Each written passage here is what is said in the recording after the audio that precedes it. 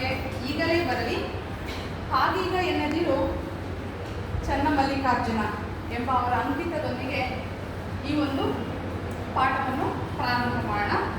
12ನೇ ಶತಮಾನದಲ್ಲಿ ವಚನ ಚಳವಳಿಯಲ್ಲಿ ಭಾಗವಹಿಸಿದಂತಹ ದಿಟ್ಟ ಮಹಿಳೆ ಅಕ್ಕ ಮಹಾದೇವಿ.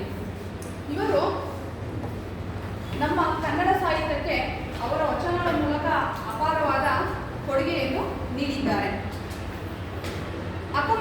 ಅಕ್ಕ ಮಹಾದೇವಿಯರು ಶಿವಮೊಗ್ಗ ಜಿಲ್ಲೆಯ ಶಿಕಾರಿಪುರ ತಾಲೂಕಿನ ಹುಡುಗಡಿ ಎಂಬ ಗ್ರಾಮದಲ್ಲಿ ಜನಿಸುತ್ತಾರೆ. ಇವರ ತಂದೆ ನಿರ್ಮಲಾ ಶೆಟ್ಟಿ, ತಾಯಿ ಸುಮತಿ. ಇವರು ಬಾಲ್ಯದಲ್ಲಿ ಶಿವಭಕ್ತಿಯಾಗಿರುತ್ತಾರೆ.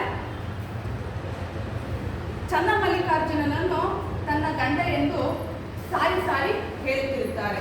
ಇಂಥ ಒಂದು ಸಂದರ್ಭದಲ್ಲಿ ಒಬ್ಬ ರಾಜ, ಕೌಶಿಕ್ ಎಂಬ ರಾಜನಿಗೆ ಅವರ ತಂದೆ ತಾಯಿ ಅವಳಿಗೆ ಬಲವಂತದಿಂದ ಮದುವೆ ಮಾಡಿ ಕೊಡ್ತಾರೆ. ಆಗ ಅಕ್ಕ ಮಹಾದೇವಿಯು ರಾಜನಿಗೆ ಒಂದು 3 ಕಂಡೀಷನ್ ಒಂದು ಮೇರೆಗೆ ಅವಳನ್ನು ಮದುವೆ ಆಗ್ತಾರೆ.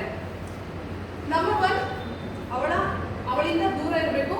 ನಂಬರ್ 2, ನನಗೆ ಯಾವಾಗಲೂ ಶಿವನ ಪೂಜೆಗೆ ಮಾಡೋದು ಬಿಡಬೇಕು. ನಂಬರ್ 3,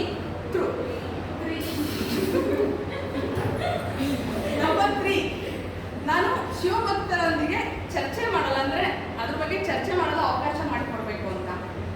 ಆಗ ಮದುವೆ ಆದ್ರೆ ಸಾಕು ಅಂತ ರಾಜ ಆಯ್ತು ಅಂತ ಒಪ್ಕೊಂತಾನೆ. ಬಟ್ ಮದುವೆ ನಂತರ ಈ ಒಂದು 3 ಕಂಡೀಷನ್ ಆಗಿರ್ತಾರೆ, ಇದನ್ನು ಯಾವುದೋ ಅವನು ಪಾಲಿಸೋದಿಲ್ಲ. ಹಾಗಾಗಿ ಅರಮನೆಯನ್ನು ಹುಟ್ಟಬಟ್ಟೆಯಲ್ಲೇ ತ್ಯಜಿಸುತ್ತಾಳೆ.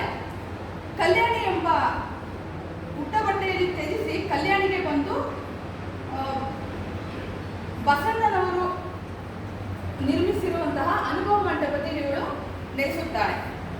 ಅಲ್ಲಿ ಚನ್ನಮಲ್ಲಿಕಾರ್ಜುನ ಎಂಬ ಅಂಕಿತ ನಾಮದಲ್ಲಿ ಅನೇಕ ರೀತಿಯ ವಚನಗಳನ್ನು ಬರೆಯುತ್ತಾಳೆ. ಆನಂತರ ಕಲ್ಯಾಣಿಯಿಂದ ಬಿಟ್ಟು ಶ್ರೀಶೈಲಕ್ಕೆ ಬಂದು